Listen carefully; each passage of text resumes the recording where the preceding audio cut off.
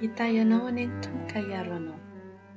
Mampamirapiratra ny tavany aminao anie ny Tompo ka hamindra fo aminao. Manandratra ny tavany aminao anie ny Tompo ka hanome anao fiadanana.